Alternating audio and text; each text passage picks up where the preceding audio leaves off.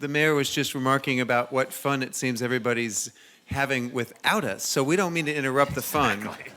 And if it doesn't hold up to your luncheon conversation, you can just let us know. But we'll give a shot at something that was actually inspired by the lunch that was honoring your dad, who is here, I believe. Yes, Mr. George Fischer, ladies and gentlemen, one of the co-founders of Center for Interfaith Relations, his extraordinary wife Mary Lee, and it's thanks to him that we are here. And who else am I forgetting? My daughter Eleni. Eleni's here too. Hey, lady. Nice to see you. You look great. Yeah. So we have the Fisher clan in the house. Thank God we do. And yeah, so let's see. Does this works? Okay, so I'm on. So we're just going to start with a few questions, and then we're going to open this up to you all so that you can ask any questions that you may have. Can everybody hear all right? Is that working okay? Well, Greg, can you tell us a little bit about, this whole thing has sort of turned into something. Can you talk a little bit more about kind of what you're seeing compared to what you imagined when you first started talking about compassion? Well, a lot of it all started with a few folks in this room, and when I was trying to think about what to talk about during my inaugural address, I mean, this is kind of a one shot that you get to set the tone for a city in terms of what your administration was going to be. So I was banding back and forth what to do. Do I want to talk about, certainly I knew I wanted to talk about lifelong learning because any city has got to be a city of great learning. I see our superintendent of public schools here, Donna Hargan. She's all about learning there. Great job in the city, Donna. Thank you. So lifelong learning had to be there, right? Because all these cities are going through a battle right now to be innovative cities. So that had to be there. And then health had to be there, as I talked about earlier today. Not just physical health, but caring for our souls and for the soil, the water, the air, and mental health, et cetera. So what was this third thing going to be of people helping each other? And we talked it back and forth, and then I think it was Christy Brown here and I were in a room at my campaign headquarters, and she blurted out, "It's compassion, it's compassion."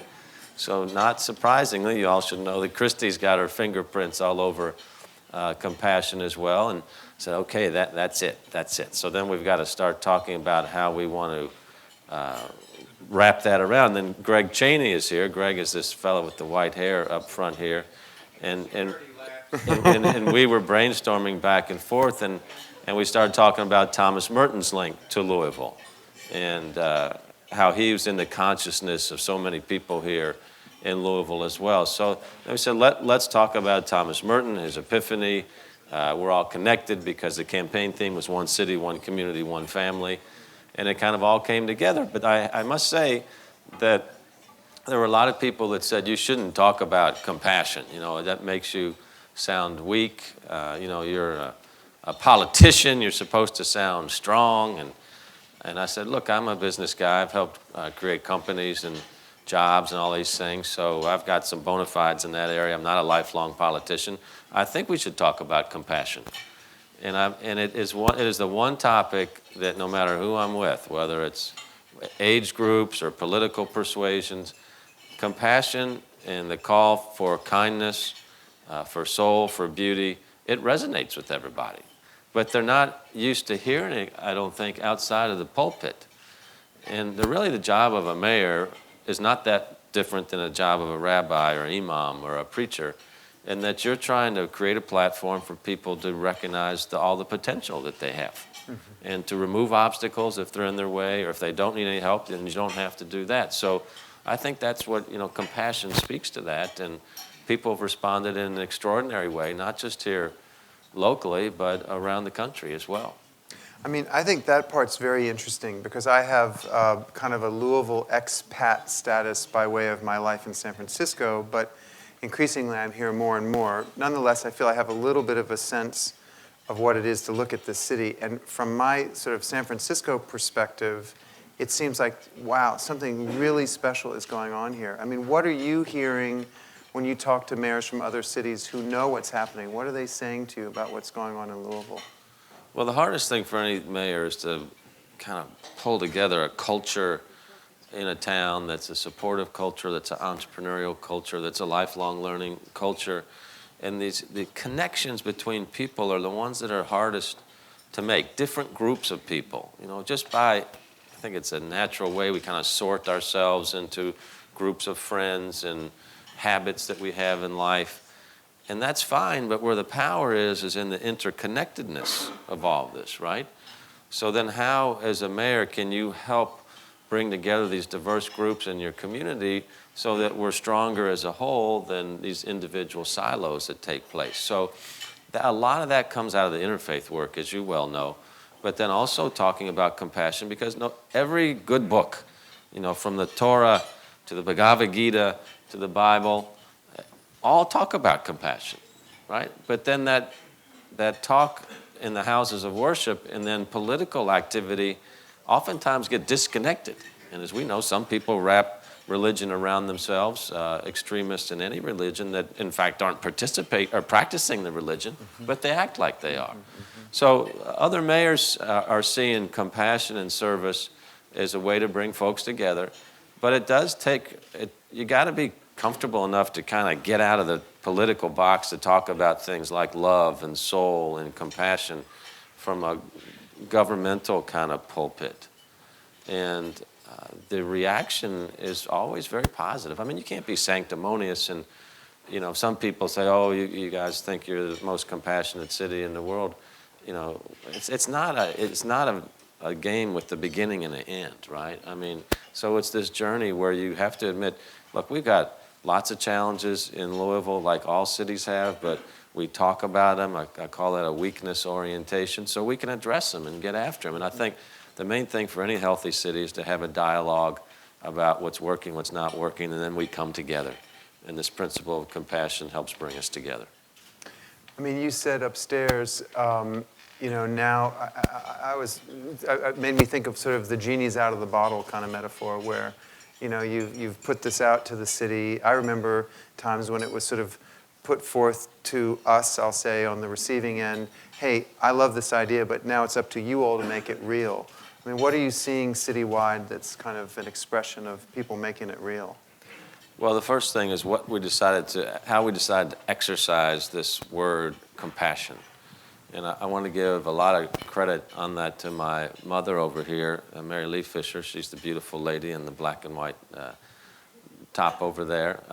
Because when we were growing up, there were 5 kids in the Fischer family, and there was always community service activity going on, and my mom frequently was spearheading that. So I was thinking, wow, we've got 5 kids, but she still finds time to do her Meals on Wheels twice a week. And now in retrospect, I joke, I think it was because she wanted to get out of the house because there were 5 kids in the house, but I'm sure that wasn't the case, Mom. So she had this beautiful value of service.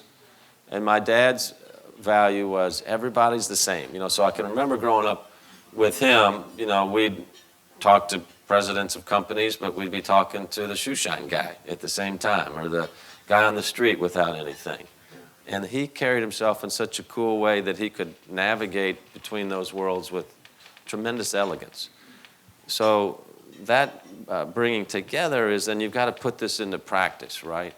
How do you put compassion into practice as individuals? And I think that's the challenge for all of us, right? No matter if you're a supreme religious leader or if we're just somebody trying to do better every day. So the most understandable way to do that from a government perspective is to ask people to help each other, service, right? So we've started creating these days of service and then ultimately a week of service called the Give a Day Week. And what I said at the very beginning of this is I said, let's set a world record for compassion. Now, that's like people then start asking, well, what is the world record for compassion? And it's like, well, I don't know what it is, but we're going to set it. We called the Guinness Book of World Records, and basically I think they said for 20 grand, we'll make you the world record for compassion. So one of the principles we have here is, look, no, we're not going to be the biggest city in the world, but we should be the best at whatever we do. And I think if you set a lofty goal for people, like we're going to set a world record for compassion, most people then say, I better do something, right? So creating an expectation, people will rise to those expectations, whether it's in the business setting or the educational setting, as long as there's support there. So the entire community came together in a beautiful way on our first Give a Day week of compassion. 90,000 people showed up at that for the week. We were named the model city for international compassion. So this really self-reinforcing cycle started happening where people said, gosh, we're a compassionate city. Tom Williams steps up. Tom's in the back here, and founded along with Brenda Frank and Sadiqa Reynolds the Partnership for a Compassionate Louisville, and Tom pushes that in such a beautiful, consistent way, where we now have 50 partners or so that get together and are organizing themselves around health and economy and education. So it's like it's these people coming together to validate the journey, if you will, and realizing with great humility that it is a journey, okay? I mean, you don't want to say, okay, we're the most compassionate, we're better than you. No, we just happen to feel like we can help each other and have to make that part of our daily lives, so that's not something special. And then that's how we can move our city forward and maybe inspire a few folks along the way. So then what happened was the United States Conference of Mayors recognized our city of Louisville as the most livable big city in America. So, you know, kind of okay.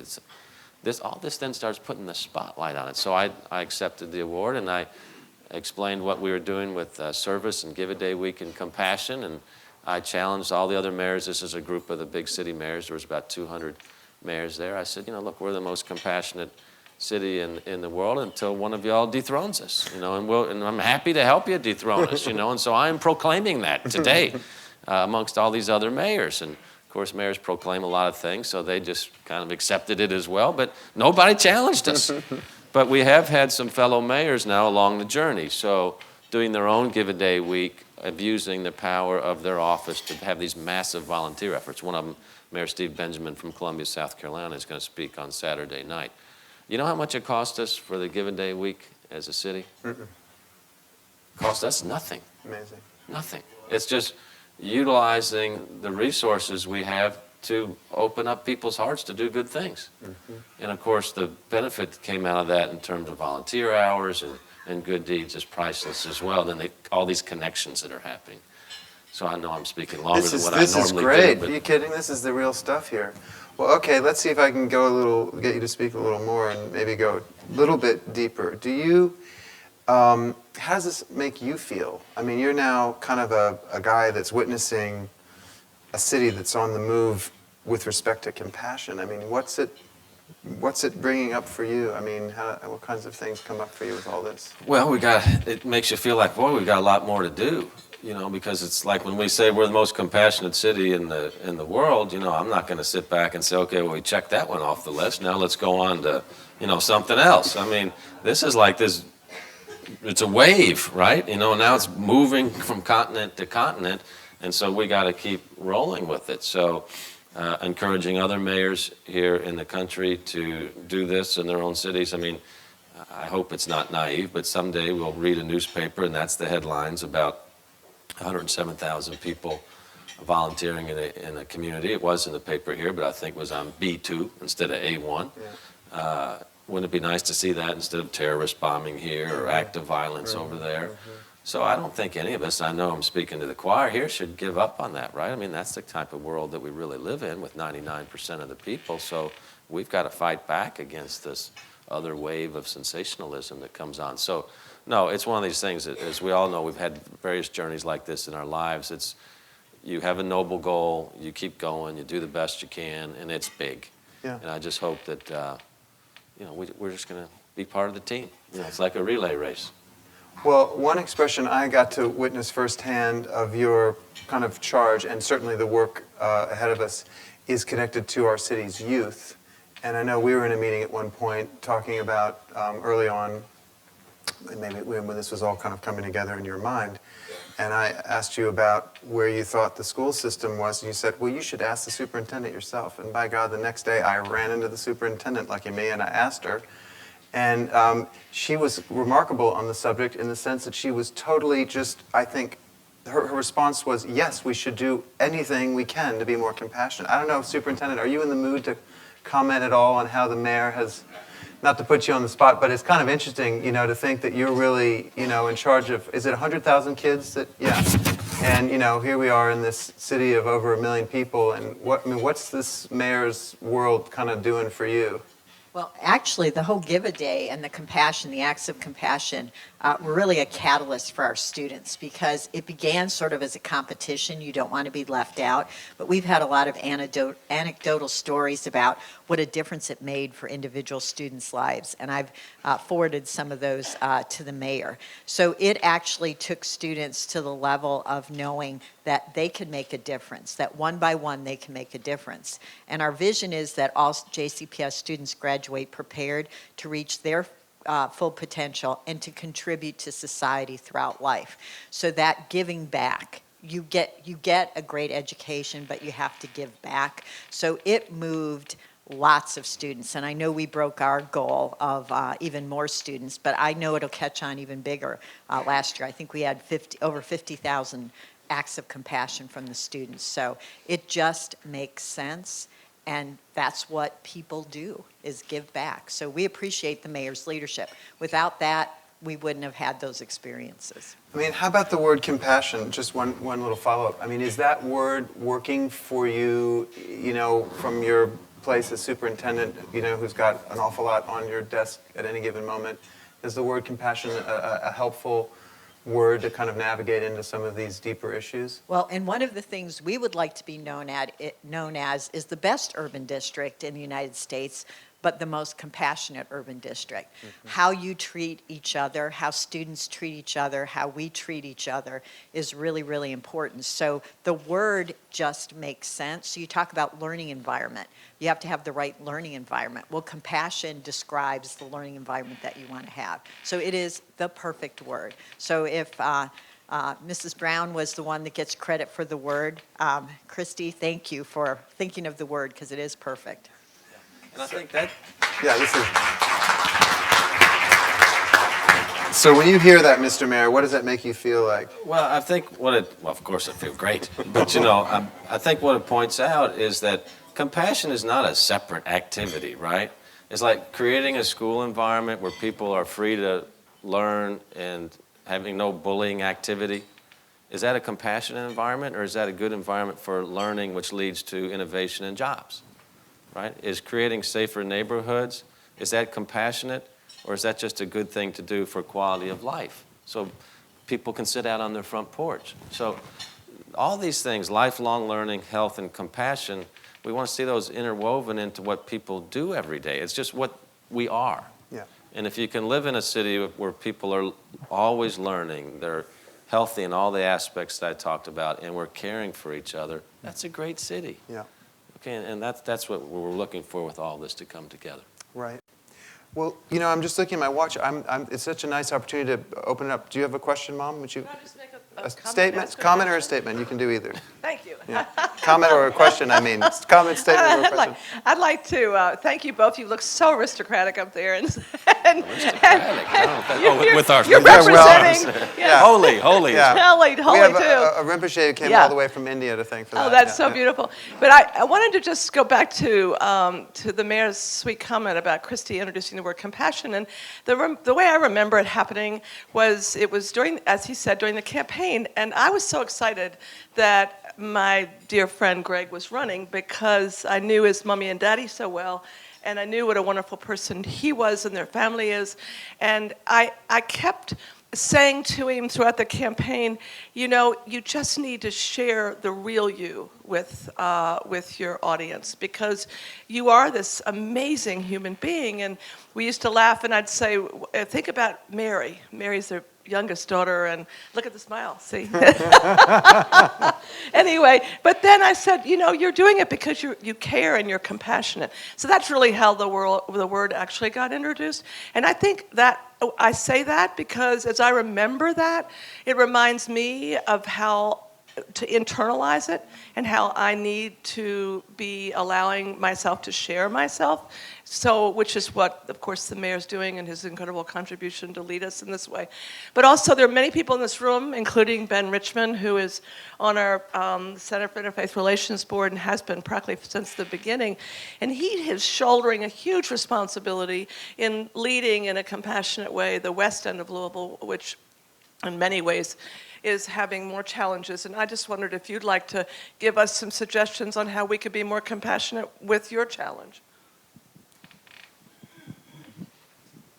Thank you very much. It is certainly great to be here. And I am so excited that we have Greg Fischer, our mayor. Here, here. Hey, thank you very much. You may applaud.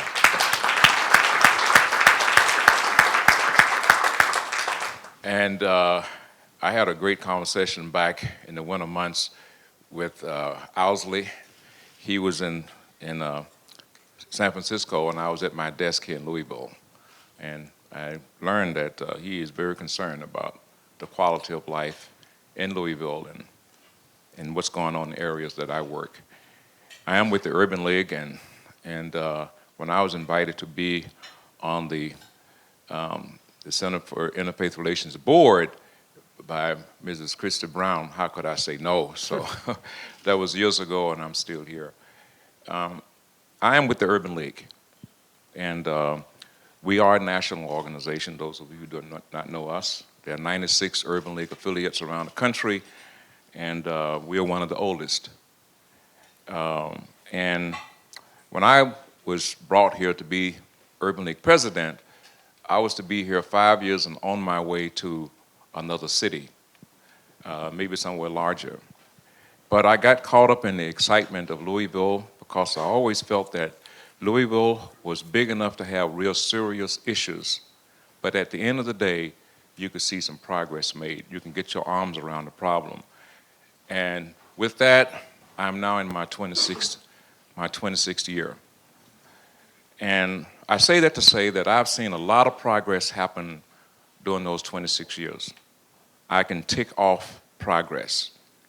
But when I do that, I see immediately challenges that lie ahead of us. The Urban League work is all about compassion. When the Urban League was founded back in 1910, the slogan was, not arms, but opportunity. Not arms, but opportunity. And that is still here today. So when we talk about compassion, how do we really bring compassion to life, where it shows up in the indicators of a quality of life? I'm in my late 60s, and another year I turn 70. So while I know we've made a lot of progress, I say that to say I'm anxious. I am impatient. I want it to happen now, because I feel like time is of the essence. So for me, compassion has to show up in the numbers. At some point, it has to show up in the numbers. I haven't joined the compassion table yet. I look forward to being with Tom Williams and being around and promoting compassion, but we promote it every day in the work that we do. We have a board that's compassionate. We have volunteers that are compassionate. But when I go into zip codes 03, 10, 11, 12, and I see young men hanging out on the corner with a brown bag in his hand, I know what's in that brown bag.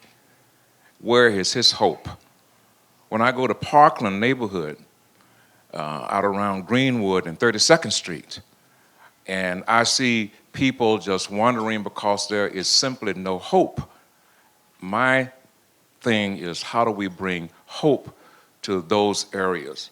And so compassion for me, at the end of the day, has to show up in more employment in zip codes 3, 10, 11, 12, less poverty over time in zip codes like 3, 10, 11, 12. And so when I hear the mayor talking about Giver Day, I am all for that. We gave a lot during that Giver Day period. We started a new leadership program, and the men all went and read, it was Real Men Read. They all participated in the Real Men Read. So I think that we have areas like a West Louisville. Areas like a West Louisville. I chose to live there 26 years ago. I could have lived anywhere else in the community. People were pushing me to live east. But I wanted to be right where every day my work reminded me why I was hired to this job. So I ride the corridors of Market Street. I ride the corridors of Muhammad Ali. And I go to the corners because I want to be reminded of what our work is all about and why we need to be compassionate. I look at the housing needs, the vacant properties, and I applaud the mayor on VAP, Vacant Abandoned Properties Initiative, because that's a problem we got to fix. We got to fix. And when I hear compassion, I think about how do we get people engaged and with the will. You can be compassionate and still not have the will to deal. Mm-hmm. We can be compassionate but still not have the will to deal. And that is really seeing it through politically and ultimately financially. Mm-hmm. Seeing it through politically and ultimately financially. Mm-hmm. It doesn't take money to solve everything, but it certainly takes a lot of will. And it has to show up in our compassion. We had to see the changes being made. And so when I go out on the corner, I want to be able to tell this young man that has a bottle in his hand that there's hope and there's a bright future for you. Because we have people that are compassionate and they're going to hire you. Sometimes that is very difficult. Every kid ought to have a responsible adult in his or her life. And sometimes it's very difficult to find a responsible adult for that little boy, that little black boy that cannot look up the line and see his role model. Because it's not in his home and it's not where he goes to school always. So compassion has to show up in real terms. Mm-hmm. It's just not a dream. Not with me anymore. Maybe once upon a time I dreamt of certain things, but for me it's the reality of fixing real problems now. Mm-hmm. It takes a master plan. Vision Louisville is the best. But it's rooms like this where everybody is in here is an enabler. Is an enabler. I'm sorry I'm taking so long. But is an enabler to go out and make a real difference, a real change. And it doesn't always have to come out your pocket. But it shows up how you spend your time, where you spend your time, and investment that you really, really make. This is a very wealthy city. This is a very wealthy city financially. But you can go 4 or 5 blocks and it's the poorest city. Mm-hmm. Zip code 03. Zip code 10. And why is that? But at the same time, we are so compassionate. Mm-hmm. We are a compassionate city. And we cannot bridge that divide. Mm-hmm. We cannot have a tale of two cities, which we do. How do we solve that? Thank you, Mr. Mayor. Thank you. Well, and I think Ben, the son of a preacher, by the way. Yeah.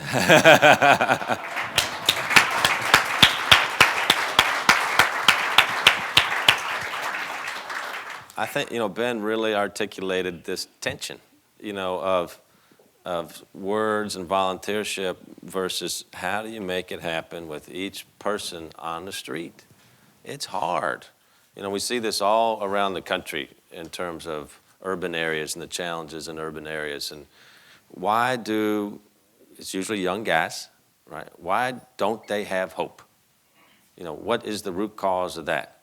Have they learned how to love themselves to where they see that they're going to have a bright future ahead of themselves? Ben and I work in this area.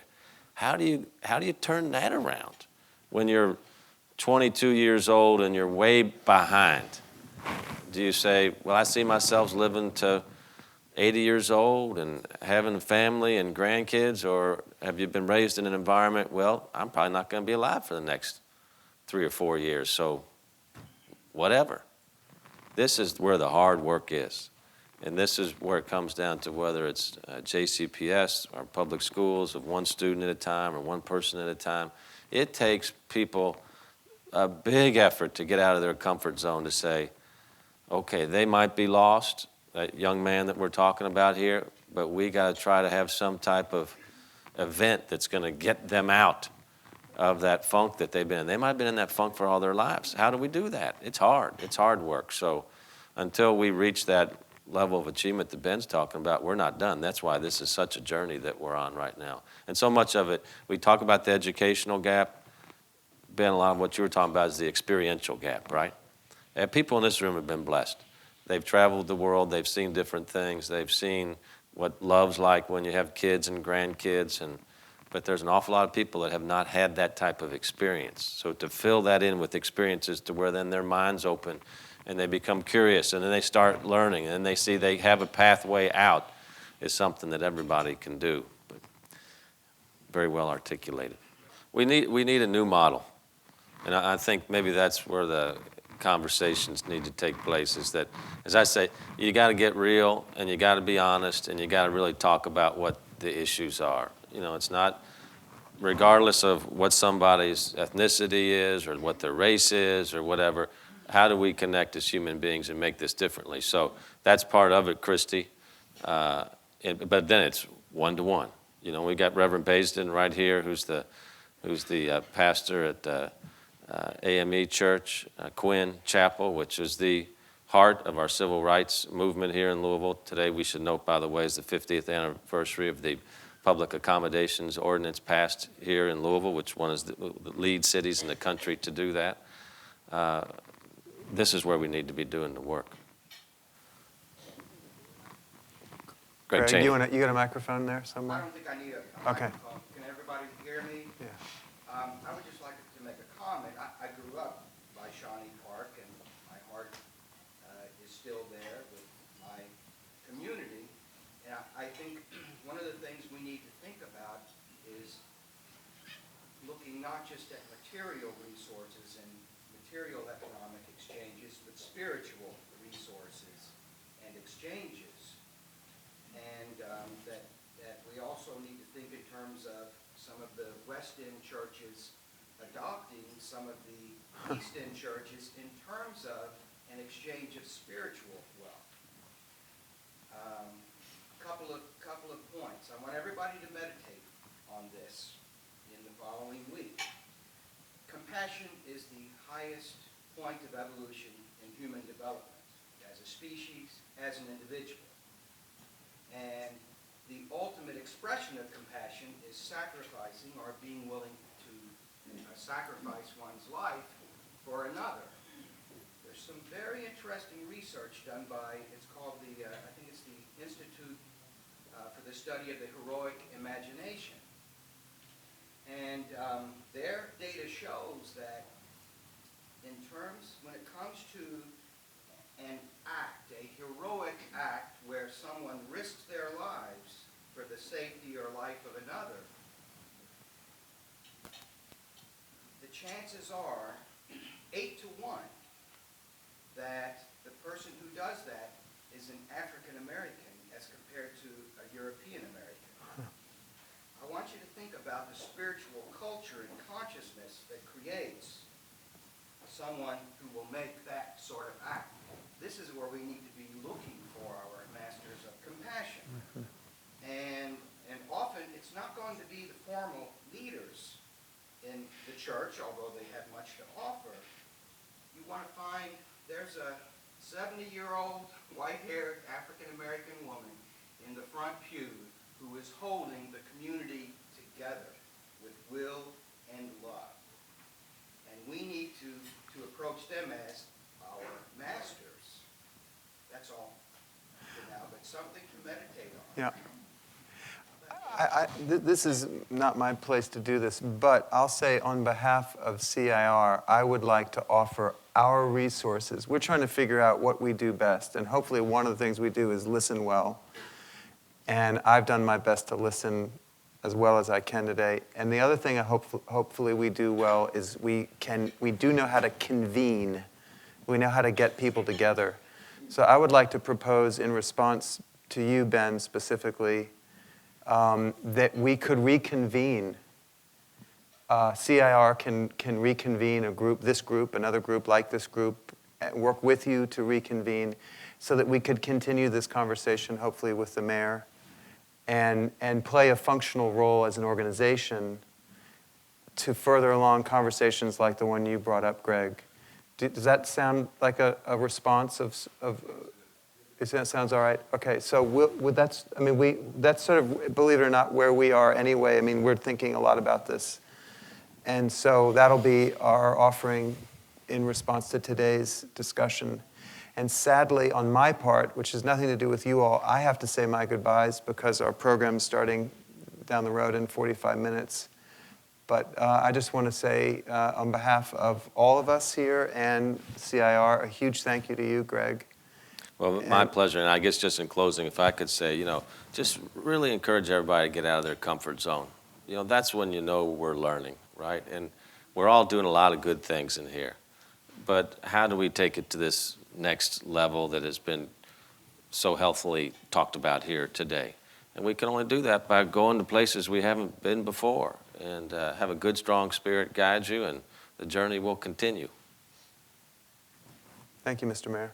Thank you all.